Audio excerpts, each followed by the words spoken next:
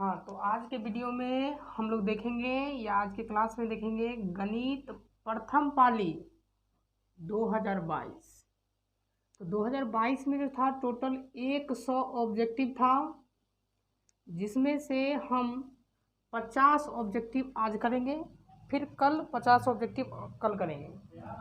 इसमें आपको प्रश्न दिया जाएगा, आप इसको सॉल्व कीजिएगा, नहीं होगा तो हम बताएंगे, आप लोग भी कर सकते हैं।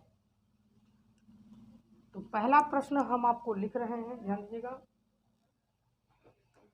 चलिए, तो 4 प्रश्न पहले आपको इस प्रकार मिले, फिर 4 प्रश्न मिलेंगे, फिर 4 प्रश्न मिलेंगे। इसी प्रकार हम शेड्यूल आगे बढ़ाएंगे। आज हम लगभग 50 क्वेश्चन करेंगे। पहला क्वेश्चन है, निम्न में कौन सा केंद्रीय प्रवृत्ति की माप नहीं है? केंद्र मतलब 3 गो जो है केंद्रीय प्रवृत्ति की माप है, 3 गो: माध्य, माध्यिका, बहुलक। माध्य, माध्यिका, बहुलक, ये तीनों केंद्रीय प्रवृत्ति की माप है। पहला भी केंद्रीय प्रवृत्ति की माप है, दूसरा भी है, तीसरा भी है। मतलब अगला जो है मानक विचलन, 3 ही केंद्रीय प्रवृत्ति है: माध्य, माध्यिका और बहुलक, यही 3 गो है। इसके अलावा कोई भी ऑप्शन में दिखे, मानक विचलन दिखे, परिसर दिखे और भी कुछ दिखे, तो आपको याद रखना है कि इस 3 के अलावा कोई भी केंद्रीय प्रवृत्ति नहीं है। 3 गो है: माध्य, माध्यक, बहुलक। ऐसा भी क्वेश्चन पूछा गया है कि इनमें से कौन केंद्रीय प्रवृत्ति की माप है? तो माध्य है, बहुलक, माध्यक है, बहुलक है, लेकिन यहाँ पे कह रहा है कि कौन माध्यक प्रवृत्ति नहीं है, अर्थात मानक विचलन नहीं है। ये इस शब्द को आप गौर किया कीजिएगा, नहीं है। कौन नहीं है? मानक विचलन। आइए प्रश्न संख्या 2 पर चलते हैं। प्रश्न संख्या 2 है कि प्रेक्षण 14, 15 इस प्रकार से कुछ नंबर दिए गए हैं और इसका आपको बहुलक पूछा है। बहुलक, अब इस बहु का मतलब घर वाली बहु नहीं होती है, लक माने लौकेला ना, जो बहुत बार लौकेला, इसको भी आप बहुलक कह सकते हैं। जो एक ही चीज बहुत बार लौकती है, बहुत बार दिखाई देती है। इस नंबर में देखिए, सबसे ज्यादा के लौकेला, सबसे ज्यादा लौकेला 15। 15 देखिए कितना बार, 1, 2, 3 बार लौकेला, और बाकी के 14 2 बार लौकेला। तो सबसे ज्यादा लौके वाला के नंबर बा 15। तो ऑप्शन नंबर सी, जे बहुते बार लौकी दिखी ओकरे के कही बहुलक। अब क्वेश्चन नंबर 3। क्वेश्चन नंबर 3 जो कि बहुत ही अच्छा क्वेश्चन है और एग्जाम में यदि ये पूछा जाए तो कैसे बनाएंगे, बेसिक और कॉन्सेप्ट ट्रिक सब सीखेंगे। क्वेश्चन है कि प्रथम 5 प्राकृत संख्याओं का माध्य डैश है। प्रथम 5 प्राकृत संख्या। अब यहाँ पर देखिए, प्रथम का मतलब होता है शुरू से, जो शुरू से, इसका तो शुरू कहाँ से। तो देखिए यहाँ पर मेन बात की गई है प्राकृत संख्या। यदि बात प्राकृत संख्या को हो तो प्राकृत संख्या जो शुरू होता है वह 1 से होता है, और हमें कहा है प्रथम माने शुरू से प्राकृत संख्या लेंगे। कितना लेंगे? 5। ये हो गया 1, 2, 3, 4, 5 प्राकृत संख्या ले लिए। अब इसका हमें पूछा है माध्य। माध्य का मतलब होता है, इस सब को आप जोड़ लीजिए, 5, 4, 9, 3, 12, 2, 14, 1, 15। यानी इस सब को यदि हम जोड़ लेते हैं तो सबको जोड़ने के बाद कितना प्राप्त हुआ? 15। टोटल कितना नंबर है? 5। पांचों में बटेगा, कितना आया? 3। इसलिए 3 जो है option number B is the right answer. लेकिन हम आपको थोड़ा सा जुगाड़ बता कि यदि आपको जल्दीबाजी में इसका आंसर निकालना हो, लेकिन ये तो ध्यान में रखना तब पड़ जाएगा। यदि जब भी आपको पूछे प्रथम 5 प्राकृत संख्या, यहां पर मेन बात है, यदि प्राकृत संख्या दे, क्या को पूछा है? 5 गो। क्या को पूछा है? तो 5 लिख दीजिए और एकरा में 1 जोड़ दीजिए और बटा 2। बोलिए 5 1 6 बटा 2 कितना हो जाएगा? 3 आंसर है ना हुआ। मतलब जब भी आपको प्राकृत संख्या का माध्य पूछा जाए, तो जय गो रहे प्राकृत संख्या में, जितना गो को पूछा जाए माध्य, जय गो रहे, क्या गो पूछना है? 5 गो। इस 5 में 1 बढ़ा दीजिए, 6, 6 का आधा 3 आंसर। यदि यही क्वेश्चन बिहार बोर्ड में ये पूछा जाता, प्रथम ना दे करके पूछता 10 प्राकृत संख्या का माध्य कितना होगा, 10 का, तो 10 में कितना जोड़ेंगे? 1 बढ़ाते हैं। जैसे 5 में 1 बढ़ाए तो 6, 6 का आधा 3 आंसर। तो 10 को पूछेगा तो 10 में 1 बढ़ाएंगे 11, 11 का था 5.5 यानी 5.5, क्योंकि 10 का था 5, 11 का था 5.5। यदि हमने अभी आपको बताया कि प्रथम 5 प्राकृतिक संख्या का माध्य निकालना है, 2 तरीका बताए, दोनों तरीका आप याद रखिएगा। आइए क्वेश्चन नंबर 4। क्वेश्चन नंबर 4 में कह रहा है 8, 12, 7 इस प्रकार से कुछ नंबर है और इसका आपको पूछा है माध्यक। या तो माध्यक पूछ सकता है या पूछेगा माध्यिका। माध्यक पूछे या माध्यिका पूछे, या नया ट्रेंड चल रहा है इसके हिसाब से आपको ये भी पूछ सकता है मीडियन बताइए। ऐसा लिखा रहेगा कि प्रेक्षण इतना इतना इतना का मीडियन क्या होगा, मीडियन। अब वहाँ पर फंस जाएगा क्योंकि मीडियन इसकी अंग्रेजी है। तो जब भी आपको माध्य पूछे, माध्यिका पूछे, मीडियन पूछे, उस स्थिति में इसका सबसे पहला काम होता है इसको सजाइए। यहाँ जो नंबर दिया गया है इस नंबर को सजाइए। यहाँ पर सजाने का तात्पर्य है कि इसको छोटे से बड़े नंबरों के रूप में सजाना है। अब इसमें से सबसे छोटा नंबर कौन है, 6 है। 6 का काम हो गया। 6 के बाद यदि और भी कोई 6 हो तो जरूर लिखें, नहीं है 6 के बाद कौन होगा 7, फिर कौन सा नंबर 8, 8 के बाद 12, उसके बाद 13 है, फिर 14 लास्ट में। अब तो नहीं है। अब यदि आपको माध्यक निकालना है, माध्यक माने होता है एकदम ठीक बीच में कौन नंबर है, ठीक बीच में। देखिए कितना नंबर है 1 2 3 4 5 6 7 वो है। 7 है मतलब देखिए ये 12 हो गया कौन सी बीच में, क्योंकि देखिए इधर भी क्या हो गया 3 गो, इधर भी क्या हो गया 3 गो, इसका तो यही आपका क्या हो गया। जब भी आपको माध्यक निकालना है पहले आंकड़े को सजाइए और जो बीच में नंबर आए वही आपका क्या हो जाएगा, उत्तर हो जाएगा। तो बीच में कौन आया 12। इस हिसाब से 4 प्रश्न हमने सॉल्व किया है। आगे चलते हैं 4 प्रश्न। देखिए मेरे एक व्यूअर का कहना है कि यदि यहाँ पर नंबर जो है, यदि वहाँ पर नंबर जो है सम आए, मतलब जैसे देखिए यहाँ पर ऊपर वाले क्वेश्चन में 3 3 6 एक 7 नंबर आया था, यदि 8 नंबर आएगा तो क्या करेंगे। आइए देखिए सबसे पहला काम इसको बनाने के लिए पहले आपको इसको सजाना पड़ेगा। इसको सजाने के लिए सबसे छोटा नंबर हुआ 6, इसके बाद 7 8 12 13 14 15 16 ये नंबर सज गए। अब आप इसको ध्यान से देखिए इसमें कौन सा नंबर ऐसा है जो बीच में आता है।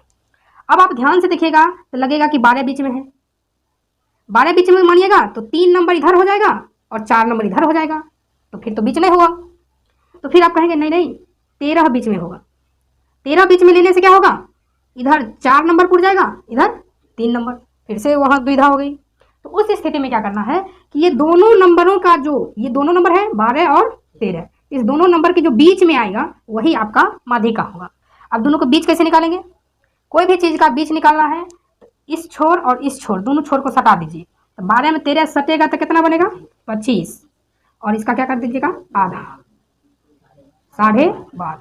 तब इस प्रकार के प्रश्न का आंसर होता 12.5। आइए अब हम आगे क्वेश्चन देखते हैं। चलिए ध्यान दीजिए। चलिए तो प्रश्न संख्या हम लोग 5 पे आ गए हैं। 5 नंबर कह रहा है कि माध्यक का 3 गुना और माध्य का 2 गुना का अंतर, अंतर माने होता है, अंतर मतलब घटाव यानी माइनस, क्या कहलाता है। देखिए माध्यक, देखिए कह रहा है माध्यक का 3 गुना, इसमें 3 से गुना कर दिए, और माध्य, माध्य का 2 गुना का अंतर क्या होता है। तो शायद ये एक फॉर्मूला होता है और वह फॉर्मूला होता है बहुलक का। तो option number C is the correct answer. नहीं, प्रश्न हुआ माध्यक का 3 गुना और माध्य का 2 गुना का अंतर क्या कहलाता है। तो माध्यक का 3 गुना और माध्य का 2 गुना का अंतर बहुलक कहलाता है। ऐसे भी याद रखिए किसमें 3 गुना किसमें 2 से गुना। देखिए माध्यक में यदि आधा अक्षर का मान न दे, हटा दे, तो कै गो बचेगा मो यो को, क्या हुआ 3 गो, इसलिए कैसे गुना 3 से गुना। हम माध्य में भी आधा को हटा दे तो क्या बचेगा 2 गो, इसलिए 2 से गुना। बड़का में बड़का से गुना, छोटका में छोटका से गुना। इसलिए कभी ऐसा पूछ दे कि माध्य का 2 गुना, माध्यक का सॉरी माध्य का 3 गुना, माध्यक का 2 गुना, तब नहीं कहते ना बहुलक। लेकिन ऐसे पूछेगा नहीं, तब वो क्वेश्चन दूसरा हो गया, माइनस में आंसर आ जाएगा। याद रखिए बड़का में बड़का से गुना, छोटका में छोटका से गुना होगा। चलिए इस प्रकार से ऑप्शन नंबर सी। आइए अगला प्रश्न कह रहा है ए भुजा वाली, देखिए यहाँ पर भुजा का नाम क्या दिया है ए। कभी कभी यहाँ बी देगा, सी देगा, डी देगा, लेकिन किताब को सबसे ज़्यादा पसंद के ए ज़्यादा पसंद है। वहाँ से ए नहीं जब पढ़ता है तब बी पर जाता है। तो सबसे ज़्यादा कौन पसंद है? ए। लेकिन जब बिहार बोर्ड में पूछा जाएगा तब वहाँ पर जरूरत नहीं है कि ए ही देगा, आपको बी सी डी इसमें से कोई भी दिया जा सकता है। तो कहता है ए भुजा वाली समबाहु, सम माने हुआ समान, और यहाँ बाहु है, बहु ना, बाहु माने भुजा। एक त्रिभुज में होता कितना भुजा है? 3 भुजा, और तीनों भुजा क्या है? बराबर है। तो कहता है कि उस त्रिभुज का क्षेत्रफल क्या होगा। तो देखिए 2 चीज याद रखिएगा, यदि किसी समबाहु त्रिभुज का तीनों भुजा बराबर हो, तीनों भुजा बराबर हो, तब यदि आपको इसका पूछे क्षेत्रफल कितना होगा तो बोलिएगा √3/4 ए स्क्वायर। लेकिन यदि इस त्रिभुज की ऊंचाई पूछ ले, अल्टीट्यूड, हाइट पूछे, अल्टीट्यूड कितनी होगी, हाइट कितनी होगी, तब इसकी ऊंचाई जो होगी वो ऊंचाई होगी √3/2a, ऊंचाई होगा √3/2a, जबकि क्षेत्रफल कितना हो जाएगा √3/4a²। ये क्लास 9 का क्वेश्चन है और वहाँ पर प्रूफ भी किया जाता है। यहाँ पर सही जवाब आपको क्षेत्रफल पूछा है तो √3/4a² होगा। यदि ऊंचाई पूछता है तो √3/2a लिखते। आइए क्वेश्चन नंबर 7, अच्छा क्वेश्चन है। कहता है यदि किसी वृत्त की परिधि, देखिए ये हो गया वृत्त और ये जो साइड साइड आप मार्किंग देख रहे हैं ये हो गया वृत्त की परिधि, और वर्ग का परिमाप, एक वर्ग जो होती है 4 भुजाओं से घिरी हुई बंद आकृति होगी और बराबर रूप में, ये जो चारों साइड से देख रहे हैं ये हो गया इसकी परिमाप। दोनों 88 है, यानी इसकी जो पूरी लंबाई है ये भी कितना है 88 और ये भी कितना है 88। तो अब आपसे ये पूछा जा रहा है क्या इसका अंदर वाला जो एरिया है क्षेत्रफल पूछा जा रहा है। तो पूछ रहा है कि आपको 4 ऑप्शन के तहत पूछा जा रहा है कि किसका क्षेत्रफल किस प्रकार होगा। तो देखिए इसके अंदर में जो जगह है और इसके अंदर में जो जगह है ये पूछा जा रहा है क्या ये दोनों जगह आपस में बराबर होगा, या ये जगह छोटा होगा ये जगह बड़ा होगा, या ये पूछा जा रहा है कि ये जगह बड़ा होगा कि ये जगह छोटा होगा। तो देखिए हम उस प्रश्नों को ध्यान से देखते हैं। हाँ देखिए यहाँ पर जो 88 है और यहाँ जो 88 है, आपसे क्षेत्रफल पूछा गया तो पहले हम लोग इसकी जल्दी से क्षेत्रफल निकाल लेते हैं। ध्यान दीजिए ये जो 88 है इस 88 को हम लोग बोलते हैं 2πr, 2πr। और 2πr को ध्यान से देखिए, 2 का 2, पाई का मान 22/7 और कितना r। देखिए 22 को 2 पहाड़ा पर है, 22 दूनी 44, ये 2 से गुना किए हैं काटे नहीं है, 22 दूनी 44 और 44 का पहाड़ा 2 बार पढ़े कितना हो गया 88। यहाँ बचा r, r का मान हो जाएगा 7 दूनी 14, ये निकल गया कितना 14 सेंटीमीटर का। आइए इसका परिमाप, अब इस परिमाप जो है इसकी यदि हम भुजा निकालेंगे तो इसको 4 से भाग देते हैं, कितना आ जाएगा 22 आ जाएगा। इसकी प्रत्येक भुजा की लंबाई कितनी हो जाएगी 22। लेकिन हमसे क्षेत्रफल पूछा गया है तो हम लोग यहाँ से क्षेत्रफल निकालेंगे। देखिए वृत्त का क्षेत्रफल होता है πr², पाई का मान 22/7, r स्क्वायर, r माने 14, स्क्वायर माने क्या बार 2 बार, 7 से 14 2 बार, 14 दूनी 28, 28 दूना 56, 6 बाकी 5, 28 दूनी 56 हुआ था ना, 56 और 5 61, यानी कितना आया 616। आइए इसका क्षेत्रफल निकालते हैं। तो वर्ग का क्षेत्रफल जो होता है यही भुजा का क्या कर देते हैं स्क्वायर कर देते हैं। तो 22 का स्क्वायर कितना होगा 484। देखिए दो वृत्त का कितना हुआ 616, अब वर्ग का क्षेत्रफल कितना हुआ, क्या दोनों बराबर है। तब ध्यान से टक्कर पर लगाइएगा तो लगा दीजिएगा, गलती हो गया। इसमें स्पष्ट पता चल रहा है किसका ज्यादा है, वृत्त का ज्यादा है तो वृत्त की तरफ मुंह घुरल होगा। देखिए वृत्त नहीं है उन्हें मुंह घुरल है नहीं है, जन्ने मुंह उन्ने बोर होता है तो मुंह किन्ने है वर्ग ने, ये वर्ग बोर है। देखिए तो कौन बोर है वृत्त, वृत्त की तरफ मुंह करने होगा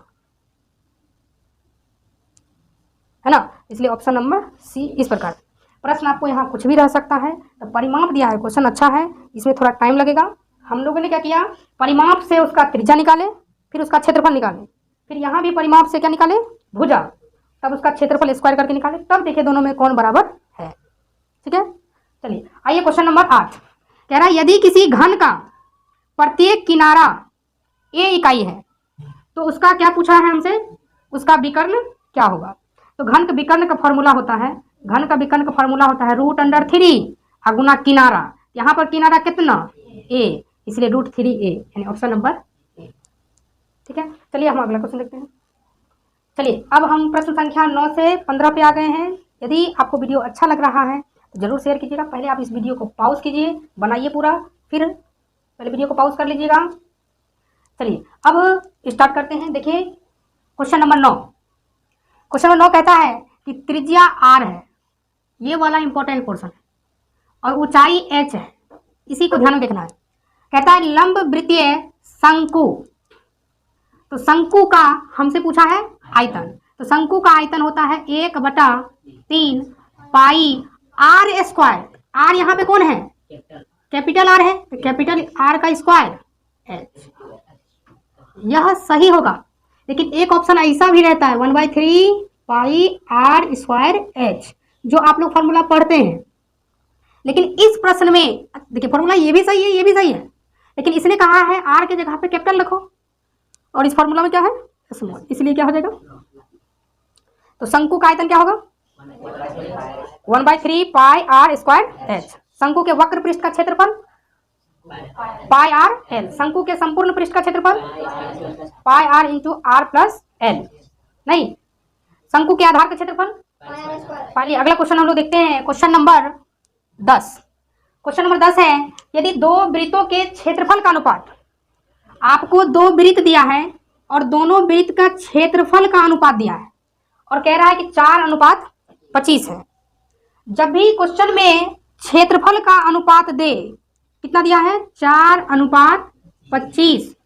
यदि आपसे त्रिज्या पूछ दे या यहीं पर परिधि पूछ देता, जब भी क्वेश्चन में क्षेत्रफल का अनुपात दिया हो, जब भी क्वेश्चन में क्षेत्रफल का अनुपात दिया हो, आपसे क्या पूछे? त्रिज्या, या क्या पूछे? परिधि। तो आपको क्या करना है? अलग अलग वर्गमूल ले लेना है।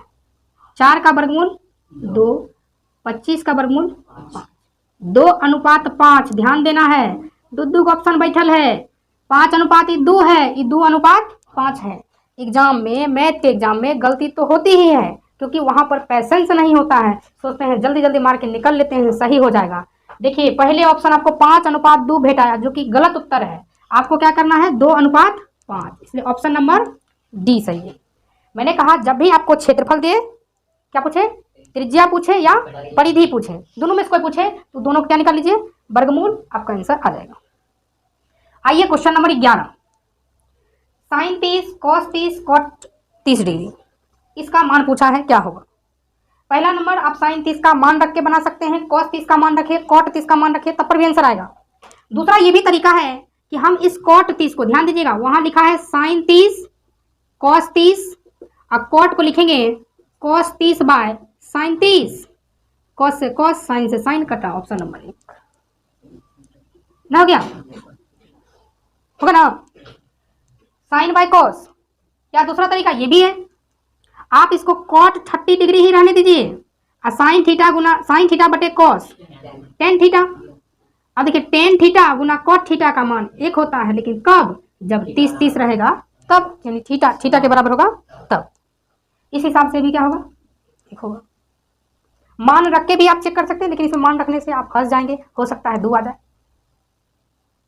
ठीक है, इसलिए इसको ध्यान रखना है। आइए क्वेश्चन नंबर 12। तुम लोग भी वीडियो में बनाया करो, बना के उसको कमेंट में पिनअप किया करो और बताया करो कि हाँ इतना सही हुआ है। पहले पूरा वीडियो देख लो, अंत में बताना कि 50 में से कितना सही हुआ है। 1 - 10² 45 बाय 1 + 10² 45। देखो 1 - 10 45 का मान हुआ 1, 1 के स्क्वायर करेंगे तो 1 + 10 45 का मान 1, 1 के स्क्वायर, फिर से ध्यान देखो 1 लिखे ना, माइनस 10 45 मान 1 के स्क्वायर 1। अब 1 में से 1 गया 0, 1 1 2, ऊपर 0 हो लेकिन नीचे 0 को छोड़कर कोई अंक हो, तब इसका मान कितना होगा? 0। अब देखेंगे कौन ऐसा ऑप्शन है जो 0 है। sin 90 का मान होता है 1, ये तो होगा नहीं। sin 0 का मान होता है 0, ये होगा। tan 90 का मान अपरिभाषित, ये होगा नहीं। sin 45 का मान 1/√2, ये होगा नहीं। तो ऑप्शन नंबर बी। आइए क्वेश्चन नंबर 13 कहता है कि बिंदु 7,10 किस पाद या किस चतुर्थांश या किस क्वाड्रेंट में है? तो आपको ध्यान में रखना है कि यदि प्रथम में होगा तो प्लस प्लस, और तृतीय में होगा माइनस माइनस माइनस, प्रथम में प्लस प्लस, पहले कोई भी रहता है तो प्लस से प्लस रहता है, हर हमेशा सब प्लस प्लस रहता है, प्रथम प्लस प्लस और तृतीय माइनस माइनस। देखिए ये भी प्लस है, ये भी प्लस है, इसलिए कौन सा ऑप्शन होगा? प्रथम। लेकिन यहाँ पर दोनों के दोनों अंक होने चाहिए। यदि इसमें से कोई भी एगो जीरो हो गया तब यह ना प्रथम में होगा, ना द्वितीय, ना तृतीय, ना चतुर्थ में। किसमें होगा? तब वह अक्ष पर होता है। क्वेश्चन आगे आएगा तो हम लोग चर्चा करेंगे। आइए क्वेश्चन नंबर 14 कह रहा है 10:45 अनुपात 10:60 का मान क्या होगा? हम इसको थोड़ा सा मिटा देते हैं। 10:45 का मान होता है 1 और 10:60 का मान होता है 3। हम कुछ करने नहीं है। ऑप्शन नंबर सी, कुछ तो करना है नहीं। 10:45 का मान 1, 10:60 का मान √3, 1:√3। अगला क्वेश्चन है कि x अक्ष पर स्थित किसी बिंदु के निर्देशांक का रूप क्या होगा? यदि कोई बिंदु x अक्ष पर स्थित होगा, आइए पहले हम इसको डिटेल से समझाते हैं। तो क्वेश्चन नंबर 15 में क्या था कि x अक्ष पर कोई बिंदु स्थित होगा तो उसका नियामक क्या होगा या उसका रूप कैसा होगा, शकल कैसा दिखेगा? किस अक्ष पर? x अक्ष। देखिए यही है x अक्ष। कहता है इस x अक्ष पर कोई भी बिंदु लीजिए, चाहे आप बिंदु 4 लीजिए, 3 लीजिए, 2 लीजिए, 1 लीजिए या 0 लीजिए। आप ध्यान से देखिए ये घोर के कर x अक्ष का, ये घोर इसका है, y का तो इसमें कोई रोल होता नहीं है। इसका मतलब रेने दकार्ते जी ने नियम बताया था कि पहले x का मान तब y का मान। जैसे हमें इस बिंदु का नियामक बताना है, ये बिंदु कौन है? 4, ये x का मान हो गया। अब बताइए इस लाइन में इसका कोई योगदान है? नहीं है, नहीं है, कितना हुआ? 0। जैसे हमको इसका निकालना है, ये पहले 3 तब 0। जैसे हमें यहाँ का निकालना है, क्या हो जाएगा? -2,0। हमें यहाँ का निकालना है, क्या होगा? 4,0। डॉट डॉट डॉट, यहाँ मान लीजिए कुत्ता है, इस पर क्या है? कुत्ता है, इसका क्या हो जाएगा? कुत्ता, 0। नहीं, यदि यहाँ पर डॉट डॉट डॉट कुछ नहीं लिखा हुआ है, इसका तो इसका नाम क्या है? x अक्ष है, x, 0। तो आपसे शायद यही पूछा था कि कोई बिंदु जब नहीं देगा तब क्या हो जाएगा? x, 0। इस प्रश्न का जो ऑप्शन होगा आप देख लीजिएगा। आइए हम लोग क्वेश्चन नंबर 16 से देखते हैं। चलिए क्वेश्चन नंबर 16 से।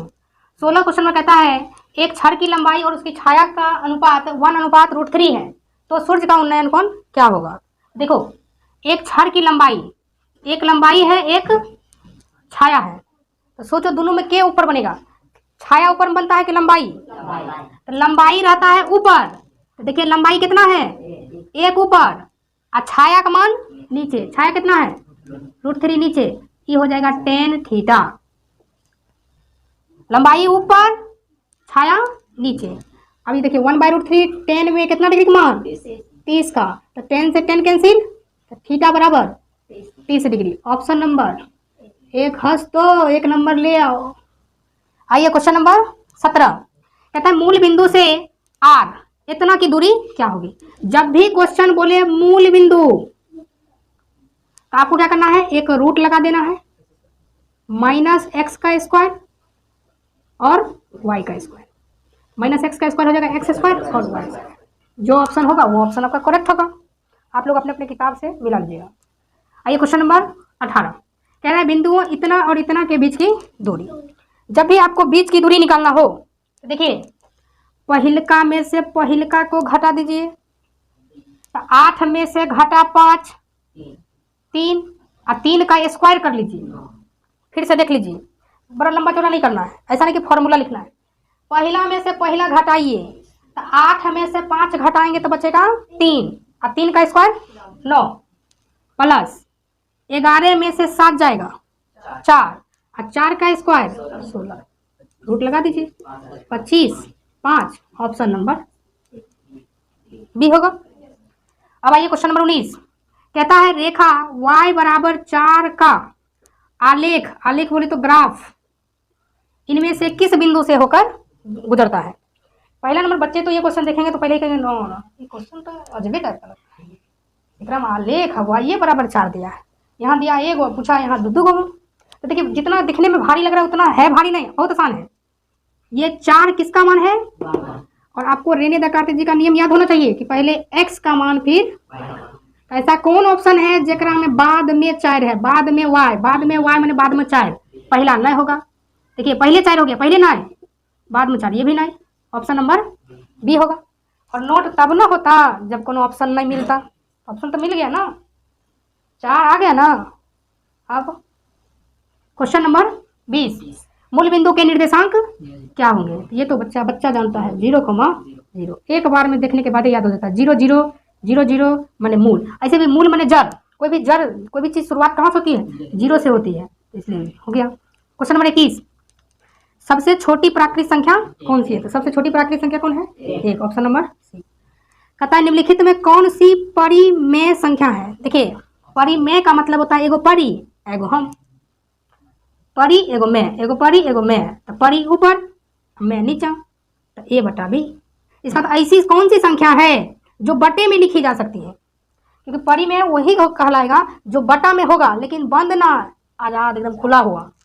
जैसे देखो 25 का वर्गमूल 5, नीचे में नहीं कुछ, तो ये परी और मैं है, ये 5 परी जेल में बंद है ना होगा, परी आजाद लेकिन मैं बंद नहीं होगा, नहीं होगा। ये ऑप्शन नंबर ए।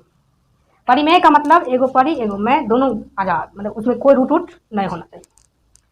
निम्न में से कौन सी अपरिमेय संख्या है? अपरिमेय किसको कहते हैं? जेकरा में रूट लगल हो, जेकरा में रूट लगा हो। बोले रूट है, नहीं है, ये नहीं होगा। रूट है, हो है, तो 16 है तो कितना हो जाएगा? ये तो रूट भाग गया। 9 का पहाड़ा 27 क्या बार में? 3 बार, 3 बार में ना, यहाँ बचा 1 तो निकल जाएगा, लेकिन परी निकल गया, लेकिन मैं तो बच गया। इसका मतलब ये तो रहिएगा या रूट में ना, तो ऐसी कौन सी संख्या जो रूटे में रहेगी? ये होगा ऑप्शन नंबर सी। देखिए रूट 5 गुना रूट 5 से आप जानते होंगे कितना होता है? 5। ये भी हो गया परिमेय, लेकिन ऑप्शन नंबर सी अपरिमेय। आइए क्वेश्चन नंबर 24 से। तो लोग को वीडियो बढ़िया लग रहा है ना, तो लाइक करो।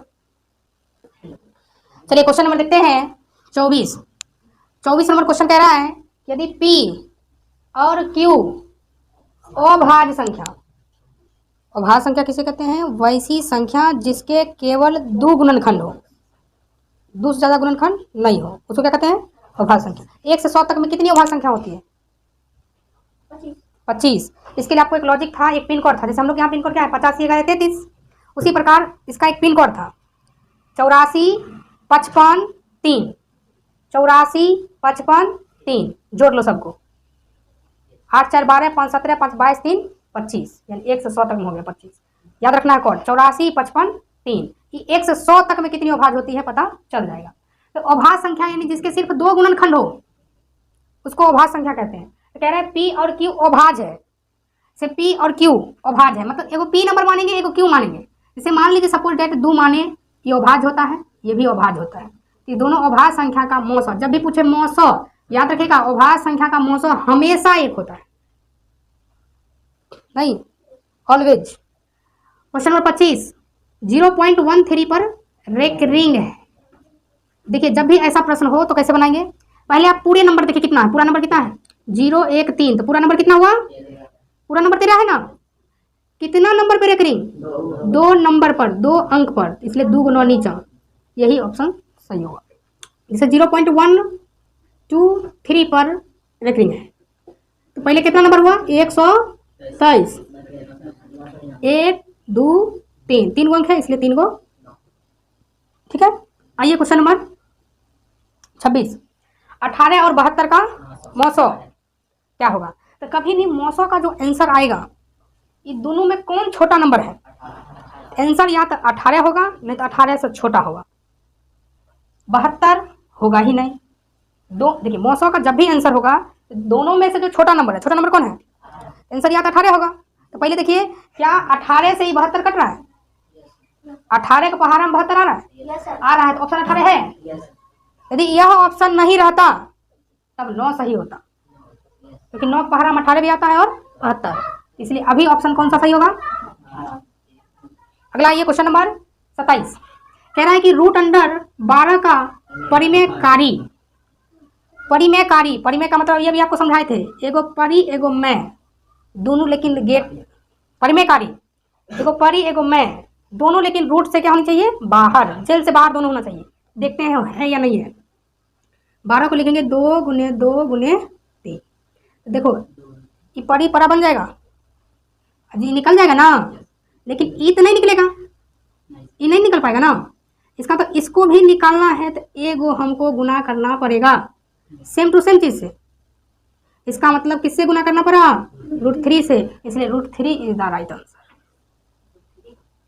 फिर से देखिए, परिमेयकारी गुणक जब भी पूछे तो 12 का हो गया, 2 दूनी 4 तिया 12। ये जो 2 गुना 2 है ये तो बाहर निकल जाएगा, लेकिन इस 3 का ग्रुप नहीं ना बना। इस 3 का ग्रुप बनाने के लिए एक √3 और देंगे।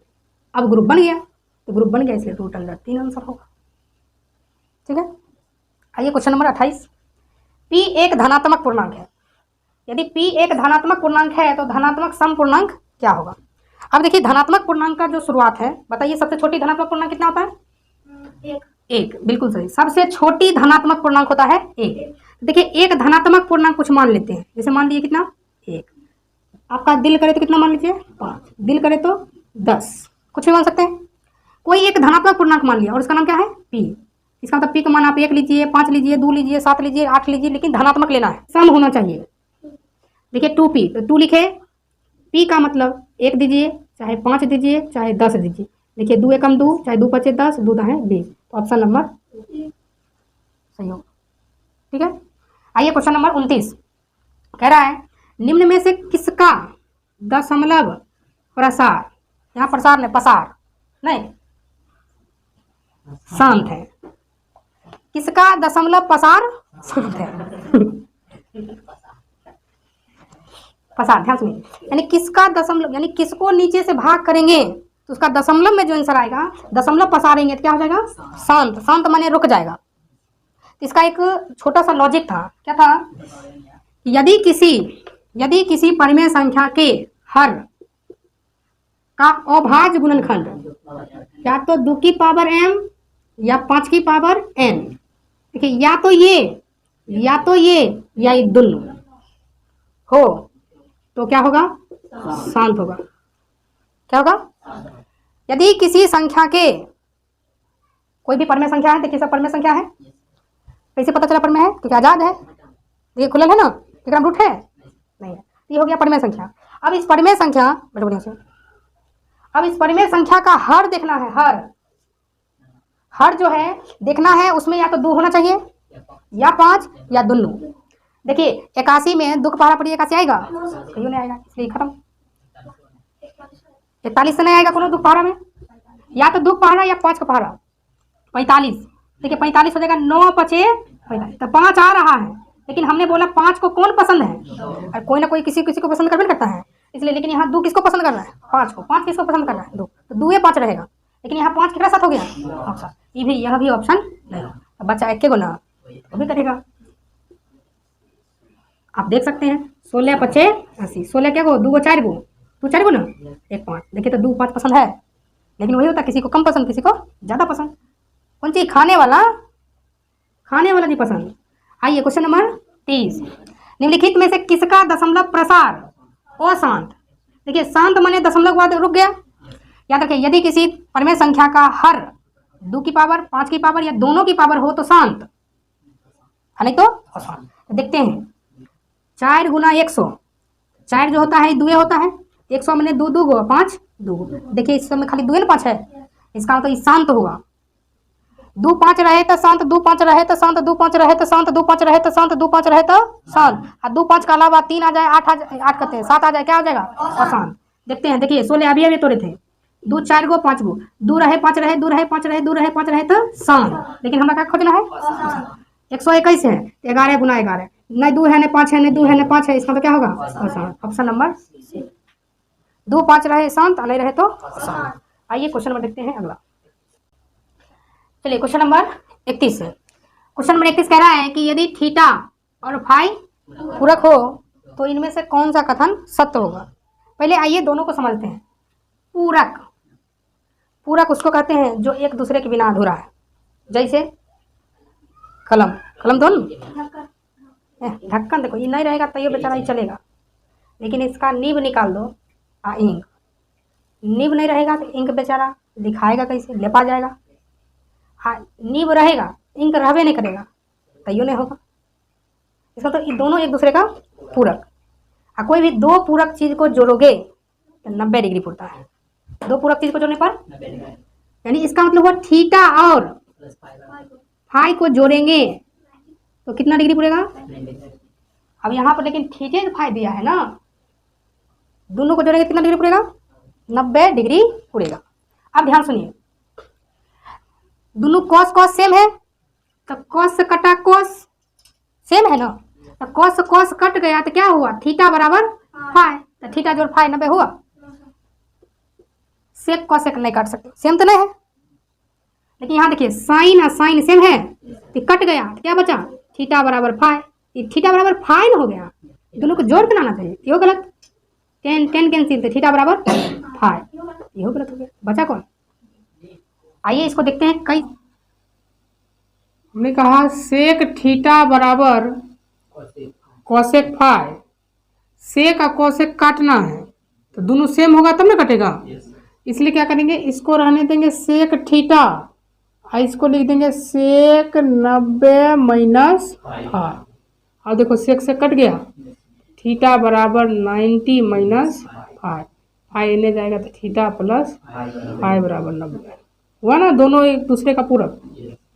इसलिए ऑप्शन नंबर बी सही होगा। ठीक है, ऐसे तो तुम लोग को बता दिए थे कॉस कॉस काट दो बराबर हुआ, ऐसा 3 ऑप्शन में नहीं मिल रहा था, चौथा ऑप्शन सही होगा। आइए question number 32, sine square 75 sine square 15। ऐसे बच्चे मैक्सिमम जब भी ऐसा क्वेश्चन देखते हैं कहते हैं ऑप्शन नंबर 1 कहाँ है, एक एक एक टिक लगा देते हैं। तो एक एक्चुअल में जो होता है उसमें ध्यान से याद रखिएगा, साइन स्क्वायर को पसंद है कौन, कॉस स्क्वायर। जब ये दोनों मिल जाता है कि साइन स्क्वायर और कॉस स्क्वायर दोनों मिल जाएगा तो एक हो जाएगा, दोनों मिल जाएगा तो कितना हो जाएगा, एक। जैसे चावल और करी यानी भात करी मिल जाएगा तो दोनों मिल जाएगा, एक हो जाएगा ना, मिल जाएगा एक हो जाएगा। जैसे बटर रोटी और मक्खन दोनों बढ़िया से लग जाएगा तो उसको अलग कर सकते हो, रोटी पर मक्खन लगा देंगे फिर कहेंगे मक्खन अलग कर दो, कर दोगे, वो दोनों मिलके क्या हो गया, एक हो गया। उसी प्रकार साइन स्क्वायर यदि कॉस स्क्वायर मिला, ज्यों ही अलग अलग है तो कोई दिक्कत नहीं है, ज्यों ही मिला झट से कितना दे देगा, एक दे देगा। लेकिन मिलने के लिए देखिए ये मिलना चाहिए, देखिए यहाँ 75 यहाँ 15 नहीं मिल रहा है, इसलिए क्या करेंगे, इस साइन स्क्वायर को लिखेंगे कॉस स्क्वायर। अब 75 90 में से 15 घटा देंगे कितना आ जाएगा, 75। अब देखिए तो दोनों को गुण मिल रहा है और दोनों गुण मिल रहा है तो कितना आ जाएगा, क्या होगा। आइए क्वेश्चन 1, ये तो डायरेक्ट फॉर्मूला है 1 + tan स्क्वायर थीटा बराबर सेक स्क्वायर थीटा, ये भी डायरेक्ट फॉर्मूला पे क्वेश्चन है। 2 देखिए अभी बताए थे, यदि साइन स्क्वायर कॉस स्क्वायर के साथ मिल गया तो कोई अलग नहीं कर सकता है, दोनों मिल कितना हो जाएगा, एक। यहाँ पर 5 कॉमन ले लेंगे तो cosec square theta minus cot square theta बराबर कितना होगा, तो 5 cosec square minus cot square का मान होता है 1, यहाँ कितना हो जाएगा 5। देखो 3 अल्फा बराबर 180 तो कॉस अल्फा पूछा, देखिए हमसे क्या पूछा है, कॉस अल्फा पूछा है, लेकिन ये क्या अल्फा, हमें 3 अल्फा चाहते हैं, 3 हट जाए तो 3 से इधरो भाग, 3 से इधरो भाग, 3 से 3 कट गया तो इन्हें क्या बचा अल्फा। यहाँ 3 से 60 कितना बार, 60 बार में, यानी कॉस 60 कितना 1/, जो भी ऑप्शन होगा आप लगा सकते हैं। आइए क्वेश्चन नंबर 36 को हो गया है। इतना देर तक आप पेशेंस बनाए हुए, जरूर आप में कुछ तो बात है, कुछ जरूर हासिल करोगे। चलो तो क्वेश्चन नंबर देखते हैं 37 और 3 क्वेश्चन और करेंगे, पेशेंस बना के रखिए, उसके बाद हम लोग कल देखेंगे। क्वेश्चन नंबर 37 है कि यदि a साइन थीटा बराबर 1 और b कॉस थीटा बराबर 1 तो tan थीटा का मान पूछा है, तो यहाँ से क्या कीजिए, पहले साइन निकाल लीजिए, साइन थीटा बराबर क्या होगा 1/a, यहाँ से कॉस थीटा निकाल लीजिए 1/b होगा, और tan का फॉर्मूला होता है साइन बटे कॉस। देखिए साइन का मान रख दीजिए ऊपर 1/a 1/b, ठीक है। बाहर बाहर ऊपर b एकम b/a होगा। अगला क्वेश्चन आइए 1/√3 किसका मान है। ध्यान से देखिए 1/√3 आपका tan किसका भी मान है, cot 60 का भी मान है। या देखिए या तो ये दोनों में से कोई ऑप्शन होगा, या एग्जाम में आपको फंसाना चाहे तो ऐसा दे देगा 1/tan साइठो का मान है ये, या 1/cot 30 डिग्री का भी मान है। चढ़ गो इसका आंसर है। tan 30 भी का भी मान है, ठीक है, और cot 60 का भी मान है, 1/tan 60 का और 1/cot 30 का। अगला ये अच्छा क्वेश्चन है, मैक्सिमम बच्चे इसको छोड़ के आते हैं क्योंकि क्वेश्चन है sec theta plus tan theta बराबर x। तो आपसे पूछा है tan थीटा, तो आप यहाँ से जल्दीबाजी में तो निकाल लीजिएगा कि tan थीटा बराबर x माइनस sec थीटा। अब ऐसा कोई ऑप्शन ही नहीं है, ऐसा कोई ऑप्शन ही नहीं है, इसलिए हमने कहा कि ये क्वेश्चन बहुत अच्छा है। कैसे बनेगा आइए देखते हैं। तो क्या आप लोगों ने इस क्वेश्चन को बनाया? नहीं ना, बहुत ज़्यादा भारी लग रहा है ना, डरिए ना। देखिए बनेगा कि जब भी ऐसा क्वेश्चन दे तो वो वाला देखिए यहाँ पे एक पैटर्न याद रखिएगा। यदि sec theta plus tan theta बराबर एक्स है, sec theta plus tan theta बराबर, तो वापस वही लिख दीजिए सेक थीटा लेकिन माइनस टेन थीटा बराबर 1/x होगा। Sec theta plus tan theta बराबर x, तो sec theta minus tan theta बराबर 1/x। कैसे हुआ? तो देखिए इसका एक लॉजिक है। लॉजिक क्या है कि आप जानते हैं sec square theta minus tan square theta बराबर कितना होता है? A square minus b square बराबर क्या होता है? A plus b into a minus b बराबर कितना? अब देखिए सेक प्लस टेन का मान कितना है? x। इधर क्या हो गया? Sec theta minus tan theta, sec theta minus tan theta का मान हुआ 1/x। ये गुना में तो भाग में आएगा। अब हमसे क्या पूछा है? टेन पूछा है। हमसे टेन पूछा है, इसलिए हम यहाँ पे क्या करेंगे? जोड़ देंगे। क्या करेंगे? जोड़ने से नहीं होगा, घटाना पड़ेगा। क्या करना पड़ेगा? घटाना पड़ेगा। घटाएंगे तो घटा, ये घटा है तो क्या हो जाएगा? यहाँ पे क्या होगा? घटा, ये कट जाएगा। Tan theta two tan theta, ठीक है। और यहाँ पर क्या हो जाएगा? x में से x घटेगा, यानी x माइनस 1/x। आइए क्या हो जाएगा? टू टेन थीटा, x को x से गुना करेंगे, x स्क्वायर माइनस 1/, ये दो गुना में है, इसको हटा के यहाँ रख देंगे। था ना क्वेश्चन अच्छा? इसमें एक नई चीज़ सीखने को मिली होगी, आप इसको ध्यान से देखिएगा। और तुम लोग भी इसको ध्यान से देखना, प्रैक्टिस करना, ठीक है। आइए क्वेश्चन नंबर 40 आज का लास्ट क्वेश्चन, फिर हम अगले दिन 40 के बाद पढ़ेंगे। 40 में कहता है साइन स्क्वायर फाइव बाई ए बराबर कितना होगा? तो देखिए यहाँ से हम लोग लिखेंगे साइन स्क्वायर फाइव। आपको पता है साइन के पसंद है, कॉस पसंद है। देखो तो जरूर कॉस आएगा, जरूरी कॉस आएगा, लेकिन आएगा कैसे? तो 1/1 प्लस टेन स्क्वायर क्या होता है? Sec square five. सेक ऊपर चल गया तो क्या बन गया? Cos square five. साइन का कॉस पसंद हो गया तो दोनों मिल के क्या बन जाएगा? एक। Option number 1। चलो जल्दी से छापो, फिर हम लोग मिलते हैं नेक्स्ट वीडियो में। तो लोग को यदि वीडियो अच्छा लगा होगा तो जरूर शेयर करना। फिर हम कल मिलेंगे संस्कृत के एक मज़ेदार उच्चारण स्थान के साथ। तब तक के लिए tata bye bye, take care.